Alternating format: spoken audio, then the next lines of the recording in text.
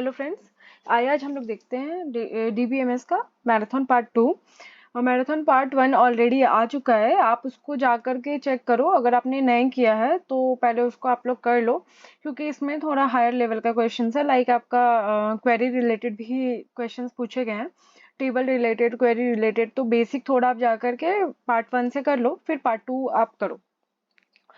और cloud computing, web technology, computer network, algorithm, data structure, इन सब का भी पार्ट 1 ऑलरेडी रिलीज्ड है और पार्ट 2 भी है। जैसे वेबटेक का पार्ट 2 मैराथन का रिलीज्ड है ऑलरेडी, और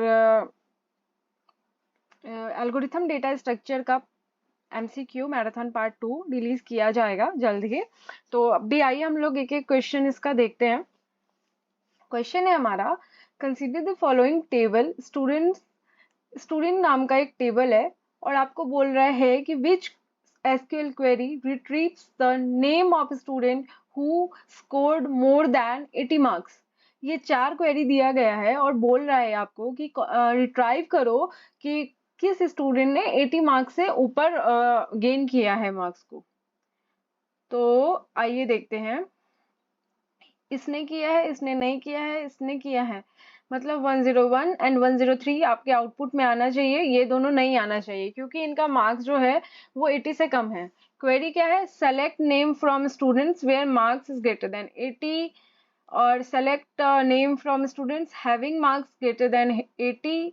आप देखो, वेयर यहाँ पे ग्रुप बाय लगाया है, यहाँ पर हैविंग एंड ग्रुप बाय लगाया है। थोड़ा बहुत चेंजेस है, पहले आप खुद से सॉल्व करने का ट्राई करो। अगर आप कर लेते हो तो फिर वेल एंड गुड, एक्सप्लेनेशन पे आकर के रीचेक कर लो। आओ हम लोग देखते हैं। पहला है select name from students where marks is greater than 80। तो ये क्या करेगा? वही दो कॉलम को फेच करेगा, इन्हीं दो कॉलम को फेच करेगा, इस रो को उठाएगा और इस रो को उठाएगा। क्यों? क्योंकि इसमें जो मार्क्स कॉलम है उसका वैल्यू 80 से बड़ा होना चाहिए। तो यहाँ पर हम लोग सिंपली वेयर लगाते हैं, हैविंग और हैविंग ग्रुप बाय का जरूरत नहीं है। ठीक है, this query uses the where clause to filter rows where the marks column is greater than 80 and then selects the name column from those rows। ठीक है, नेक्स्ट आपका क्वेश्चन है, आपको इस टेबल को कंसीडर करना है जिसका नाम प्रोडक्ट्स है। ओके, जिसमें कौन कौन सा कॉलम है? Product ID, product name and price. 3 column है और 4 रोज है, 1 2 3 4।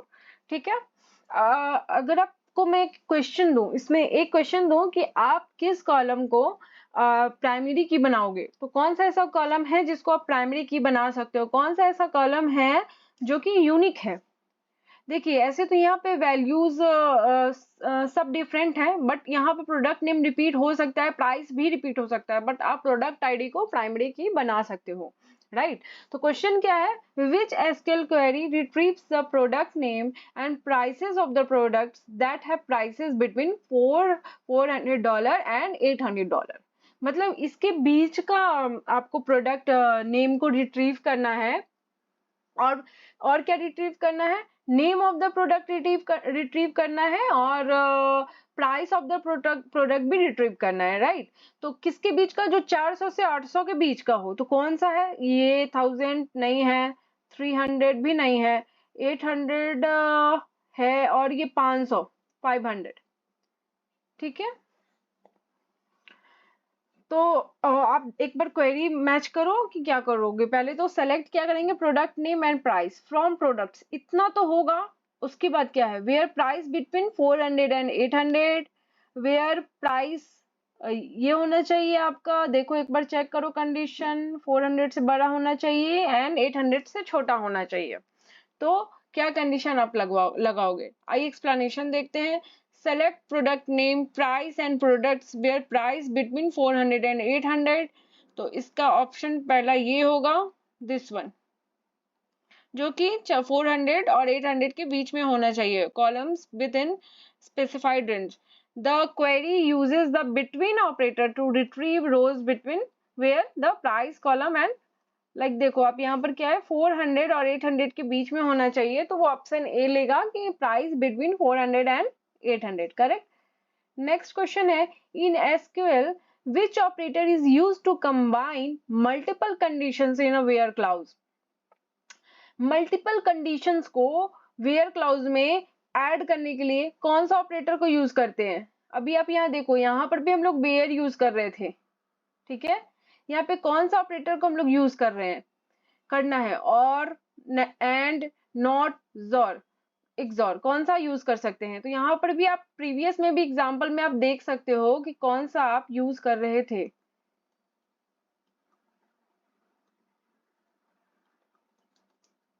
1 मिनट।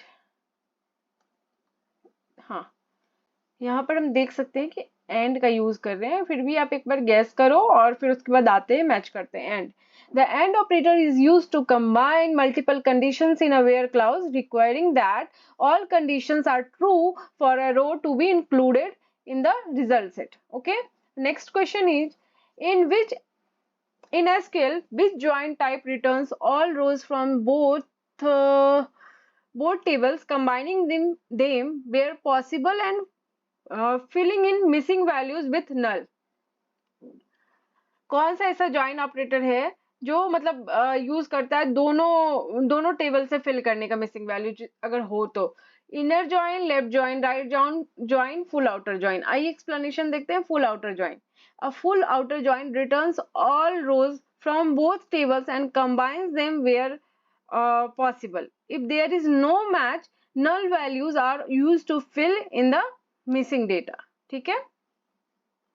नेक्स्ट है आपका, इन SQL which aggregate function returns the number of rose in a result set? 5 aggregate function होते हैं, उसमें से कौन सा ऐसा एग्रीगेट फंक्शन है जो कि number of rows return as a result return करने के लिए काम आता है? Count, sum, average, max. The answer is count. The count aggregate function is used to return the number of rows in a result set. It can be used with or without specifying a column name. ठीक है। Next question है आपका, consider the following schema for a library database.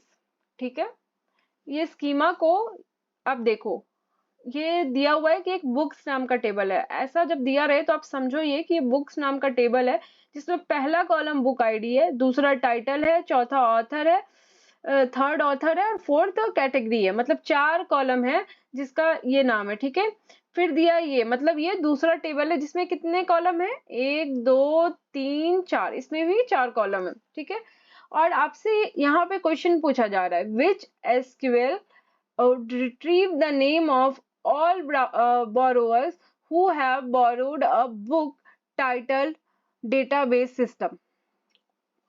मान लीजिए क्या किया आपने कि आपने एक बना लिया टेबल, ठीक है, जिसमें आपने क्या किया कि, वेट,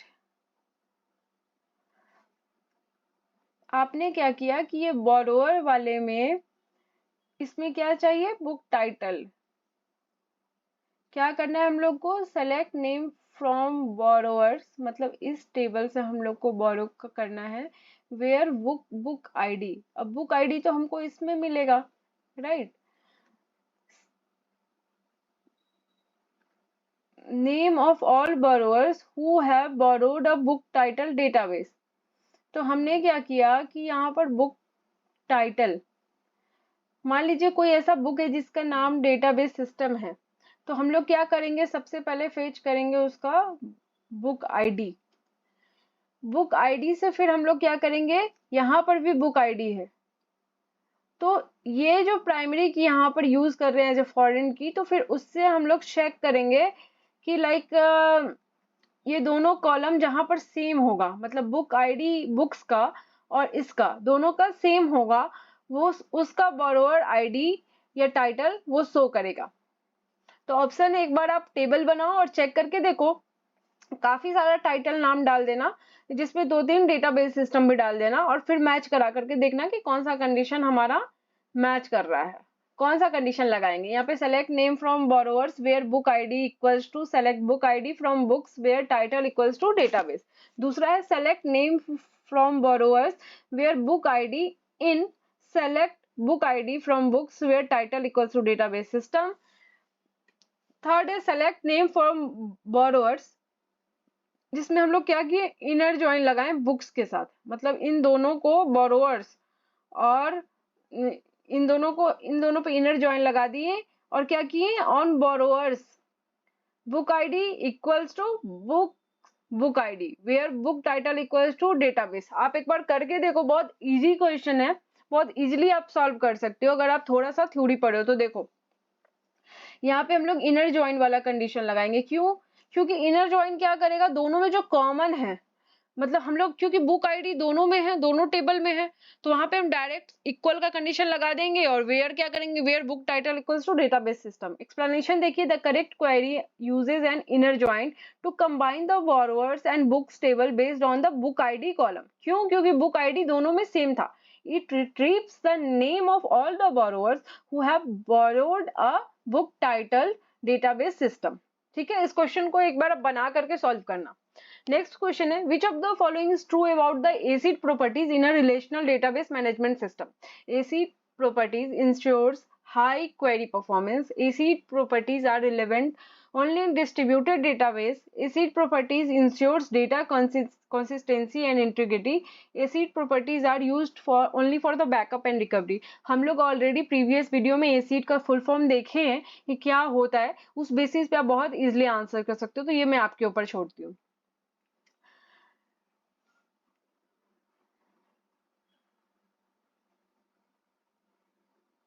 Next question है, which of the following is a valid SQL query to return columns from the employees table where the salary is greater than 5000।